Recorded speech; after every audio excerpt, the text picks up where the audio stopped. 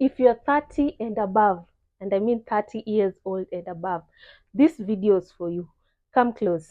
Yes, you. I'm talking about you. Come close.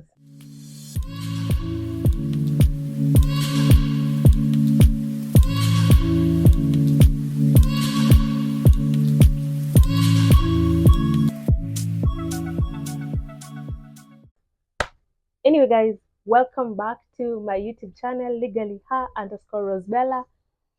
Like, comment, subscribe. Please subscribe. Hit the notification button so that you can be notified of when I upload my next video. So it's been a minute since I've been here. Yeah, close to over a year. And I've been going through some changes. As you can see, your girl has short hair. So just know some major changes have been happening. And I came back with another banger. It's a series. I'm going to call it the 30's show. So in this channel, from now we're going to talk about what we experience in our 30 years of age. We're going to talk about money, finances, marriage, relationships, and I've decided to start with an interesting, so to keep you guys here, an interesting topic. And I'm sure so many people are going to be plugged in because it involves practically almost each and everyone who is in their 30s. And today's topic is how to effectively date in your 30s. Okay? So if you thought you nailed dating in your 20s, I've got news flash for you. 30s is more different. And I'm not saying that dating in your 30s is more difficult than dating in your 20s. No, the experiences you had in your 20s are different from the experiences you're going to have in your 30s. Dating in your 20s had so many challenges. I'm pretty sure you've gone through all those challenges in your 20s, and you're going into your 30s with experience and basically experience from your 20s. But what I have to tell you is there's a difference between dating in your 20s and dating in your 30s, and you should separate those two because they're two different times of dating. So as you enter into your 30s, it is important to know that your experiences and your wants and needs differ from your wants and needs that you had in your 20s. So point number one is know what you want from your partner. In your 20s, you clearly know, like you are dating somebody who drives, who takes you out, who does all these things for you. But in your 30s, you're more conscious about the partner that you want. Is it a provider, a long time provider? Okay. In your 20s, it was all about the car, the food, the drinks, the outings, the dinners, but in your 30s, is he a long-term provider? So know what you want from your partner. If it's that provider, know what you want from your partner or what you're looking for in a partner. And how are you going to do this? I'm going to take at least three people that you've dated, the immediate three last people that you've dated, rather your immediate three exes, and write their good attributes and also write their bad attributes. And then from there, at least you can combine all these attributes into the positives and the negatives. From there, actually, you can know that these are what I'm looking for in a partner, and this is what I'm not looking for in a partner. Because dating in your 30s, you don't have time to jump around from one man to the other. Remember, I've said effectively date in your 30s, not just date for the sake of dating because people are dating outside here, people are in relationships. I should be in a relationship. I'm in my 30s, I'm supposed to get married. You know, there's the pressure of the society, especially in the African concept. There's that pressure to settle down in your 30s. And if you haven't settled down in your 30s, your family members or the people around you start looking at you like a failure. Yes, I said it. Wrong me if I'm correct. Yes, wrong me if I'm correct. This is what they look at you as if you're not yet in a stable relationship and you're not married in your 30s. I'm not saying that it is wrong to be relationship less in your 30s, but That is how the society takes it. So if you really want to date and you're in your 30s, effectively dating is no point number one is know what you want in a partner, not just the jumpy stuff that you used to do in your 20s. Know what you actually want in your partner. And as I've said, that's how you get the characters. Last three X's, check the good attributes, the bad attributes, note them down into the good and the bad. That's when you know this is what I want in a partner, this is what I don't want in a partner. Point number two, let go of the past. Yes, I've said it. Let go of the past. I know so many people have left their 20s with so much past traumas from relationships. We have cheating, we have maybe domestic violence. Maybe you're staying with, you're allegedly married to someone who was actually beating you. You had financial problems, you had so many baggages. Everyone has skeletons. This is a disclaimer. Nobody is an angel. Everyone has skeletons. Even the person that you're meeting in your 30s, he or she is not an angel. They have skeletons. And to effectively date in your 30s is you have to let go of the past so that you don't transfer these negative things that you've carried. You don't transfer them to your next relationship, because if you transfer them, it's more of like you want this person to behave right, but you want him to be your previous partner. I don't know if you understand me. Maybe if you're dating a certain Kevin and now you get to Brian, now you want Brian to act right, but you want him to be a Kevin. I don't know, you're confusing those things. So if you carry your past traumas and whatever into dating in your 30s, you'll actually suffer. You'll want to, I don't know, you're still living in your 20s. And as I've said, you're in another decade, which means you're supposed to be like behaving like, or dating like you're in your 30s. Okay, so let go of your past traumas. I know so many people, you've gone through a lot. I know, my dear, I know you've gone through a lot.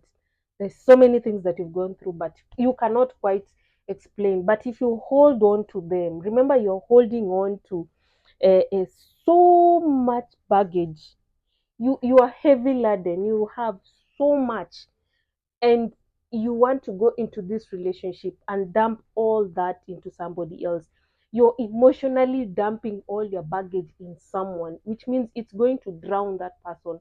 And when it drowns that person, this relationship does not work. And then you're going to start blaming, this, all that. You didn't even, you have red flags that you're ignoring. You yourself, you have to work on yourself. That's why I've always said that it's important, after you've left a relationship, it's important to stay by yourself, date yourself, know yourself. Because when you enter into toxic relationships, we tend to forget ourselves. That person consumes us, our partner consumes us in a way that, um, like, you've sublimed into some solution, and it no longer exists. And so when you come out of that solution, it's important to note that you need to first identify who you are. You're starting afresh. You're jumping from one relationship to another. You need to first date yourself.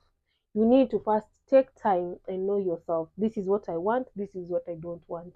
And it's important to, like, take that time, because if you don't take that time, how then will you know that I am myself in this relationship? Okay, so let go of the past. Another point, which is point number three, if I'm not wrong, be vulnerable. Yes, I said it. Be vulnerable. And by being vulnerable, I mean let your guard down. Yes, let your guard down. Because if you're too much guarded up, you're not open. I mean, the worst case scenario that can happen is that you might not end up doing what? You might not end up connecting with this person. But at least you know. because now you've opened up to yourself, you've opened up yourself to someone, they've also opened up themselves to you, and now you're seeing the true person that you're dating, and they're also seeing the true person that they're trying to date, which means they can make long-term decisions about settling with you, and you can also make long-term informative decisions to stay with them. Because if you're not opened up, you've created this facade, you're tough, you're what, you have thick skin, you have so much guard up. Like, how is somebody supposed to get through you? How are you effective supposed to effectively date in your 30s if you have all your gates up? I mean, you're in your 30s, you have thicker skin now after all you've been through. Come on, after all you've been through, my dear, after all you've been through, you have thicker skin. You're in your 30s, you have thicker skin, you can now handle a lot of stuff, you can now handle a lot of behavior. Uh, sorry, you can now handle a lot of heartbreak and a lot of negatives and positives. You are now a grown up person. Yes, you are now a grown up. Point number 4, let go of the negative thinking pattern. Yes, I said it. It's more of like related to being guarded up. Example, if you were in your 20s and you had been in a marriage and it didn't work out, and you met this amazing person, and you think you want to settle with him, or you've decided you want to settle with him or her, it's important to note that you need to let go of the fear of, if my 20s marriage didn't work out, what makes my 30s marriage work out? So the fear of, let go of that, because it's negativity that's driving you. It's like pessimism that's driving you in this relationship. It's too good to be true for you. You feel like it's too good to be true, in a way that you are sabotaging it. By the way, you're sabotaging it because you're saying, if this one didn't work out, why is this one working out? Then you start creating scenarios that will bring chaos in between the two of you. And maybe it was a beautiful thing that was meant to go far. But now, because of your negative thinking, yes, because of your negative thinking, you end up spoiling something that was maybe actually beautiful. Yes, let's go. Oh, what did I say? Let's go. Anyway, let's go of that negative thinking pattern, because it's a pattern.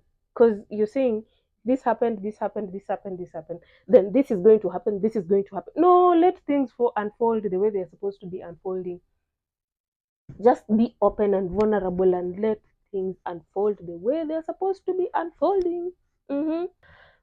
Point number 5, if I'm not wrong. Point number 5 is, don't rush the process. Yes, I'm talking to you. Yes, so do not rush the process. What do I mean? You've met someone, you've gone on a couple of dates, you've liked their vibe, they've liked your vibe, you have a connection, you start thinking of the wedding date. Yes, you're rushing it. You start thinking, when is he going to kiss me? When is she going to come to my place? No, no, no, no, no. Don't rush it. You're rushing because your brain is like, I'm in my 30s, I'm supposed to be getting married. I'm in my 30s, I'm supposed to be having children. I'm in my 30s, I'm supposed to be having this. No, don't rush it. Furthermore, there are so many people who are healthy and living nicely without without all these other pressures of life, that you have to really actually be married and you have to be in a relationship in your 30s. No, there are so many people who are surviving outside here without that, and and they're healthy in their brains, in their mental state they are healthy, in their financial state they are healthy. Their financial state is like mwah. Their mental state is mwah. The physical state is like, yeah. So don't rush it. There is no pressure. I mean, baby girl and Mr. Handsome Man, why are you rushing? Because let me tell you, you'll rush and you'll get married, or you rush and you jump into this relationship, and when you get to know the person deeply, you realize, okay, this is just what I was dating in my 20s, but much older. Mm. And there's so many mistakes that we made in our 20s that you wouldn't want to make in your 30s. You know, in our 20s, you are allowed to do stuff. We were allowed to mess up. In our 20s, we've made decisions. Yes, I'm in my 30s. This girl is glowing in her 30s. Anyway, 20 in our 20s we were allowed to do a lot of carelessness and reckless decisions. But in your 30s, there is no rush. I mean, there is no rush. You'd rather marry late than marry wrong, or you'd rather date late than date wrong, because there's so much that comes with uh, trying to connect with someone. There's so much you've opened up. There's so much you've given. There's so much you've offered for it to just break. And you feel like you've invested in something and it just breaks. And it also breaks you down. There's no need of rushing. Take it step by step, step by step. And if it's meant to work out, I mean, it is going to work out. By the grace of God, by the way. Point number 6. I know this is going to be like a shocker. Yes, be open to age. Yes, I said it. Be open to age. You might find someone who's like 32. As a woman, probably I'm like 38, and I meet a guy who's in his 32. That guy is younger than me. Automatically, women we look at guys who are younger than us as guys who have not yet like fully mentally matured to be in a relationship that leads to marriage. Yeah. So we tend to like look down on such kinds of stuff. But now, uh, I'm saying this: be open to age, because that person that might be younger than you might have a lot of emotional stability. At the end of the day, a lot of mental stability, a lot of financial stability than you. They might bring a lot to the table compared to someone who's much older than you. So be open to age. That goes for both men and women, because um, there's so many people who claim to be wise and mature and older than you, but they behave quite contrary to their age. So you can have someone who's much older than you, and their behaviors or their characters don't match their age. They don't match the maturity of their age, the maturity that comes with the age. They say age does not make you mature, but I believe experience makes you mature. And so do not look down on someone just because they're either older than you or they're either younger than you. So let go of that age thing. Yes, I'm talking about effectively dating in your 30s. Let go of that age thing. I'm talking to you people. Anyway, point number 7: communication. Effective communication. I was listening to a podcast, a Kenyan podcast. I'm going to shout them out. It's called Box Pod. And one of the ladies was asking, if I'm dating someone who does not like to communicate, and I like to be communicated to, how does that work out? And then the guy in the podcast said, when you are in a relationship, you want someone to love you the way you want to be loved. Okay? So me, I'm going to give my partner love, the love that he wants me to give him. He appreciates being called. He appreciates being communicated to. He appreciates being talked to. That's what I'm going to do. He appreciates being communicated to. That is what I will give him. That is loving someone the way they want to be loved. And I also have a way. That's why they always ask, your partner will always ask you, what's your love language? I also want a way how I want to be loved, or how I want to be communicated to, because there are so many people outside here who would go a full day without communicating to you. To them, they're yeah, they're okay. But to you who appreciates being communicated to, you're not okay with it. And then when you end up pushing the person to start communicating to you, and it's supposed to be natural. And so it is important to note that communication is paramount and communication should be effective. If I like being called, I will tell you. Because remember, communication includes me telling you that this is what I like, this is what I don't like. Okay. Communication is about you knowing my schedule, me, you knowing what I'm going to do, you knowing this is what I'm doing for the rest of the day or for today. These are the activities that I'm going to partake in. So, uh, I'm going out with my girls, I will tell you. I'm going on a trip, I will tell you.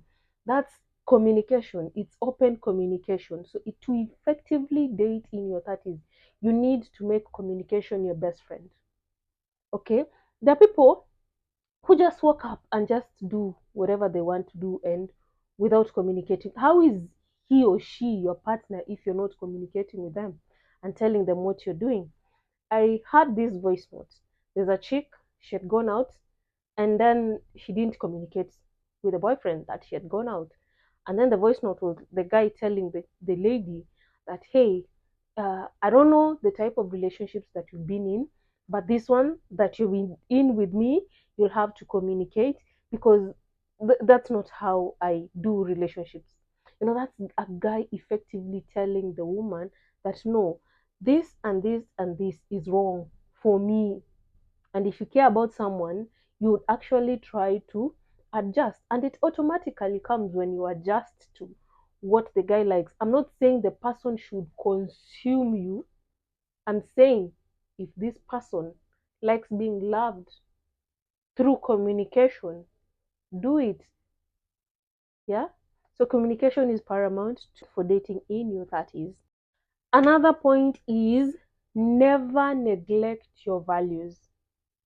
Yes, everybody has values. Everybody has values that guide them to be the person they are morally.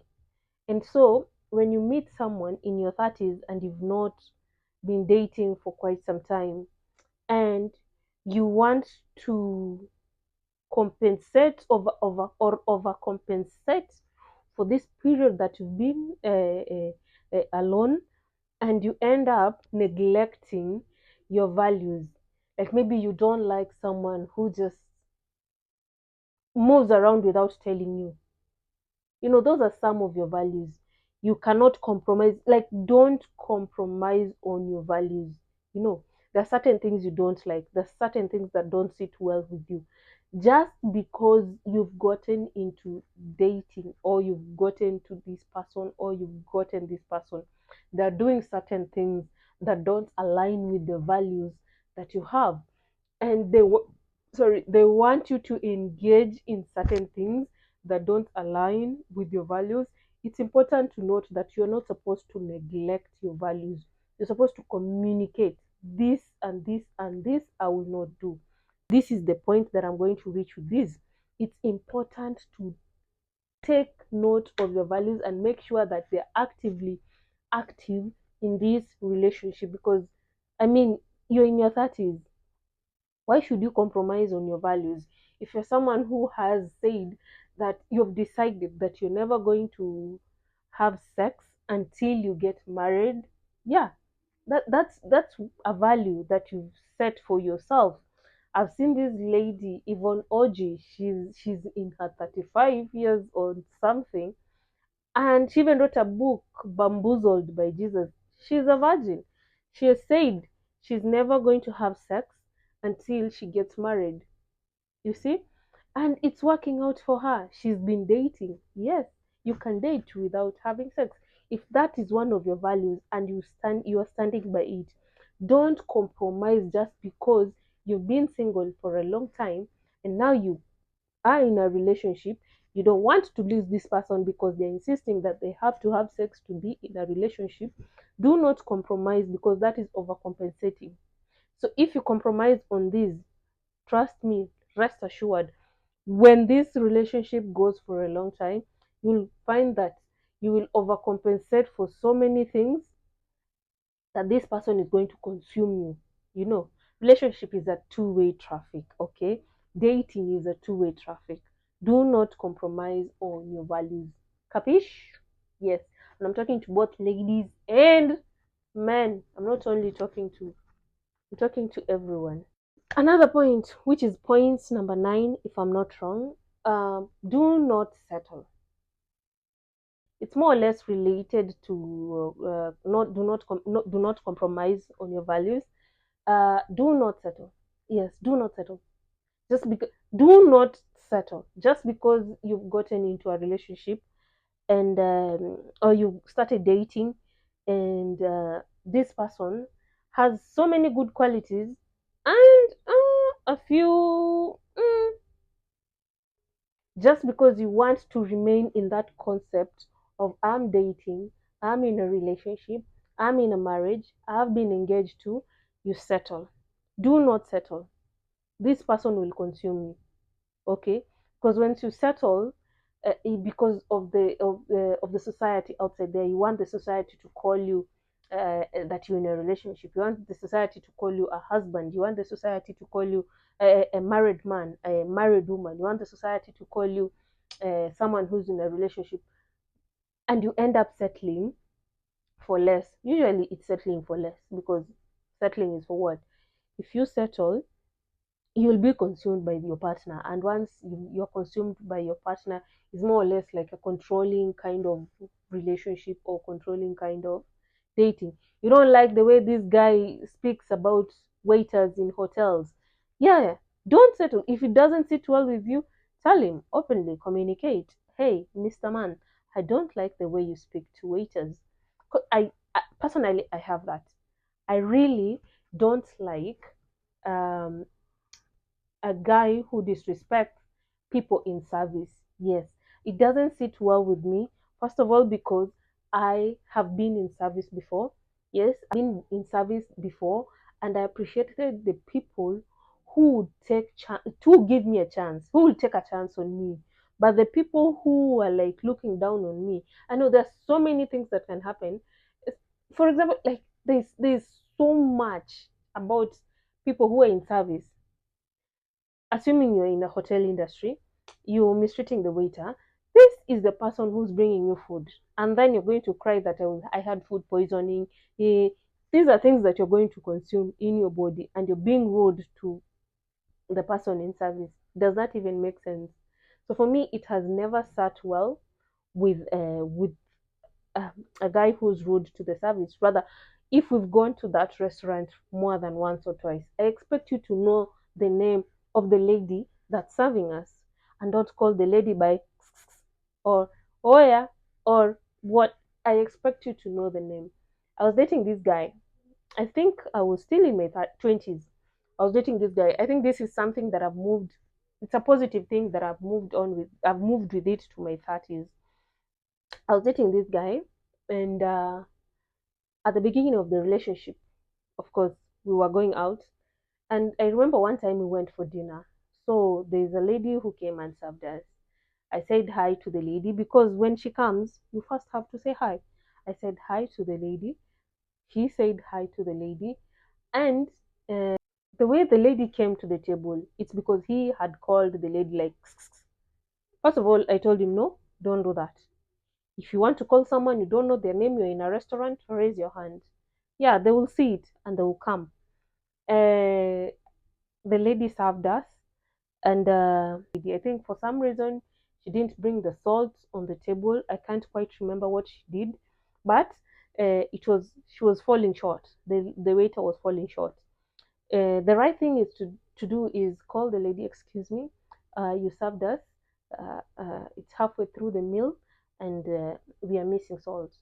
Simple. Yeah, and I'm pretty sure the lady would apologize and say sorry.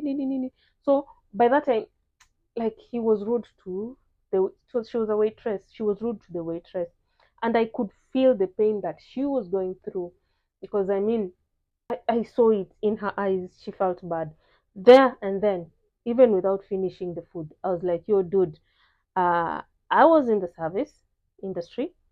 I was once her, okay, and I don't appreciate the way you've just talked to this lady. And to me, it's a red flag. And if this is the way you're going to be speaking to service people when we were going out, I don't think I want to date you. And he was like, no, no, no, no, no, no. I'm sorry. I didn't realize it. I've done it for a long time. I didn't know that I was doing something bad. And he was like, okay, to make it up to you, let me call this lady and apologize. And she apologized to the guy. To the guy apologized to the lady. Funny thing, I don't know. So if someone is dating you, like they really want you, they will actually adjust to what you want. Because I mean, that's part of the negative. It's not, yeah, that's part of the negative. That's something that he's supposed to let go so that we can be effectively date. And so I really liked that, by the way. So for me, that's kind of like something that doesn't sit well with me.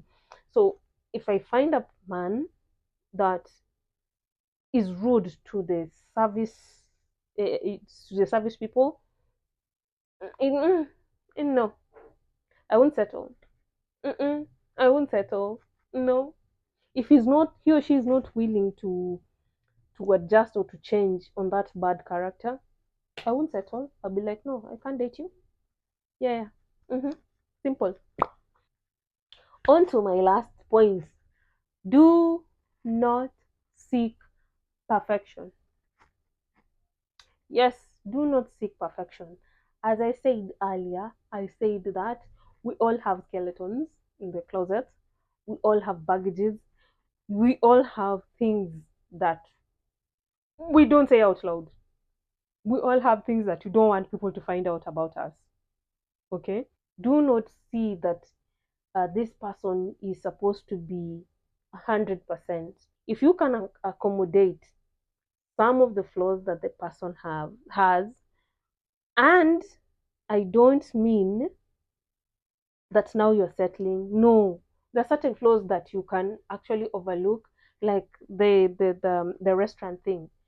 If that person is willing to change, that's just a flaw, and we are fixing it. And what I've always said, since your partner is not 100, I've always said like you can pull 50. I pull 50. Yes, pull 50. I pull 50. Let's meet in the middle. I accommodate you. You accommodate me. Let's meet in the middle. We make it 100%. I am not forgetting the 50 that is balanced. That belongs to me. He is not forgetting the other 50 that is the balance on his side. That belongs to him. Remember, this person was existing and had a fully fledged life without you. I was also existing, fully fledged, doing everything on my own without my partner. So if I pull 50, you pull 50, we are meeting in the middle. We will never have a situation where it's you've pulled 60, I've pulled 40, and you expect the relationship to go smoothly. No. Pull 50, I pull 50. If you pull 70 and I pull 30, what am I bringing? Less standards. And that is what I have for you guys. If you've reached this far in my video, thank you. I appreciate you. You are the MVP.